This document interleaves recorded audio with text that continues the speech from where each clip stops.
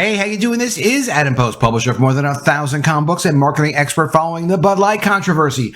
Bud Light sales are plunging nationwide. Now, we've all heard that Bud Light has had a hard time, but it's a very hard time. All over the country, people are rejecting the brand, do not want to be seen with the brand. But it even goes beyond that. It's not just that sales are down 14% in New England and up to 29% in the Rocky Mountain states. People are rejecting anything associated with Bud Light or its parent company, Anheuser-Busch. Sales have dropped 12% for all of the brands from Anheuser-Busch in the United States. That's severe. That's not only people saying, we are not interested in your social programming, Bud Light. We only wanted to buy the beer.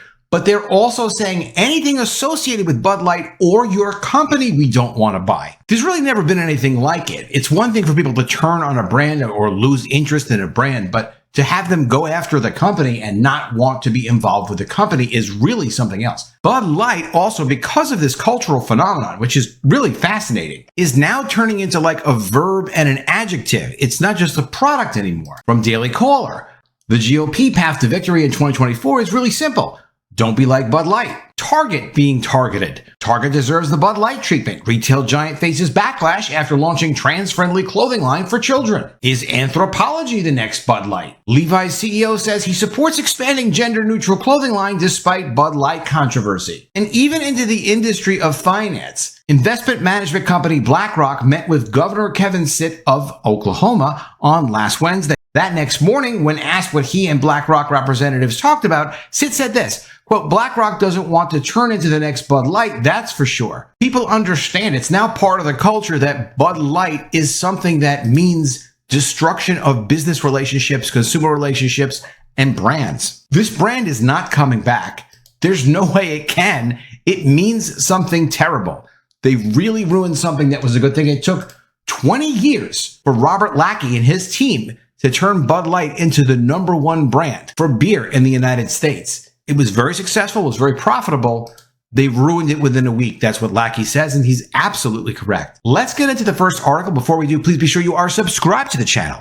Click the bell for notifications. Give me a thumbs up. I really appreciate you guys. Bud Light's hangover from hell. Sales figures for America's once favorite beer reveal how every region in the United States has turned its back since the Dylan Mulvaney tie-up, as Anheuser-Busch stock is downgraded over the crisis. And again, downgraded means a serious investment analyst from Wall Street is saying, you'd better not buy this stock. It's a dangerous stock. Stay away from the company. New figures reveal that Bud Light sales have plummeted in every region of the United States in wake of the disastrous partnership with Dylan Mulvaney. And this is the report that they're referencing. Rocky Mountain states have seen the largest sales collapse, down 29%, New England 14%, West Coast 18%, New York, Pennsylvania, New Jersey 19%, East South Central 22%, Midwest 24%, Southeast 25%, West South Central down 25%. It's clear that this is a devastating situation for Bud Light, and the brand is not coming back. And when you lose something like 25%, 29%, it's not like if you were ordering 1,000 cans, all of a sudden you now have a couple of hundred less cans. It means in a few places, people just don't care because however it's distributed, people aren't thinking about it. They don't care about the brand association. And in other places, zero is selling. So it's a massive, massive disruption.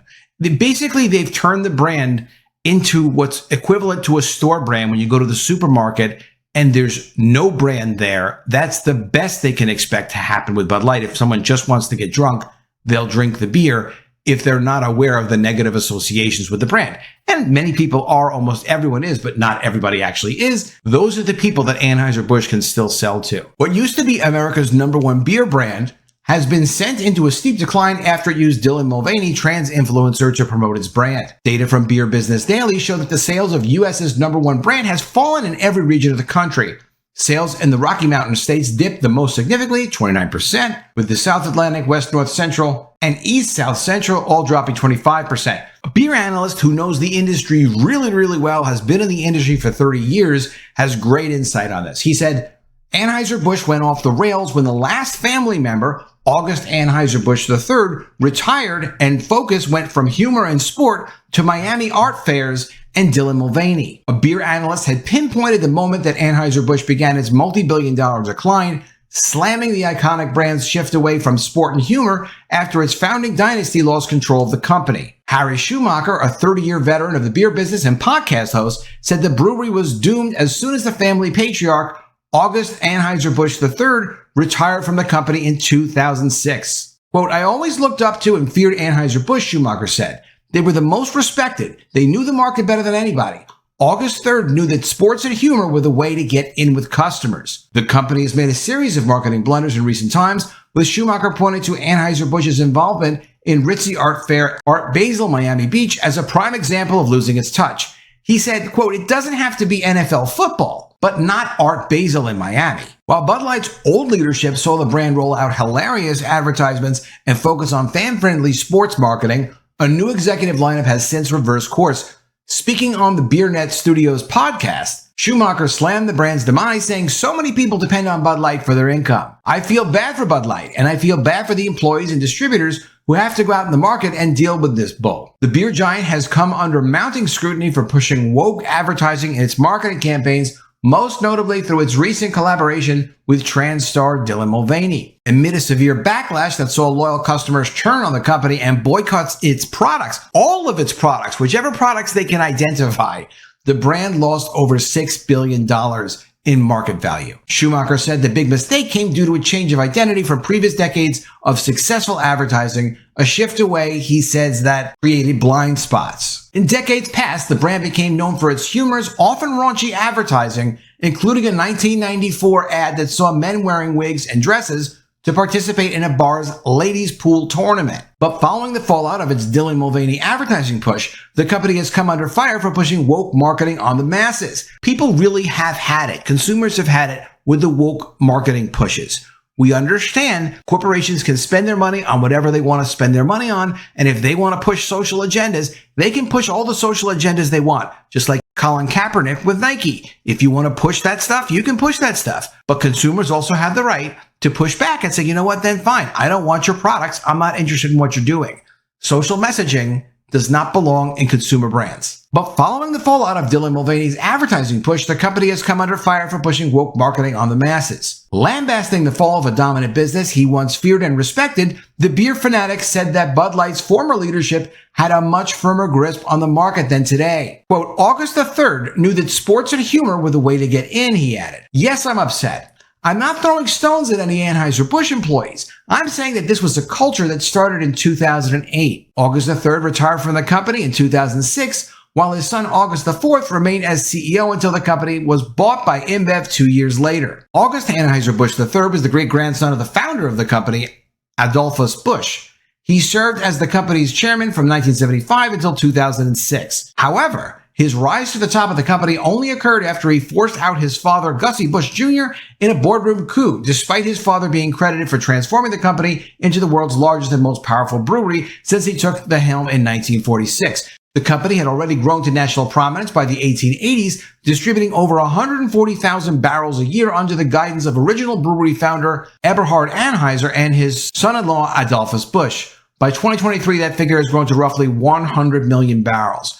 Following decades of dominance in the beer industry, the company's landmark sale in 2008 brought to an end the 156 years of family control, a moment now noted as the beginning of the firm's troubles. Absolutely, it's the same thing that Robert Lachky said, the expert who had been working on the Bud Light brand for 20 years, helped get it to number one, helped bring in incredibly innovative programs like the Budweiser Frogs and the What's Up promotions. As soon as the company was sold, it was the beginning of the end for the company. And now you have their brand turning into something of like a cautionary tale. Don't be like Bud Light. This company deserves the Bud Light treatment. Are you going to be the next Bud Light? Levi's CEO says he's expanding gender-neutral clothing line despite the Bud Light controversy. It just keeps going on and on and on and getting worse and worse. There's no chance that Bud Light can come back, but corporations can, and I do believe will, start to learn a little bit about how dangerous it is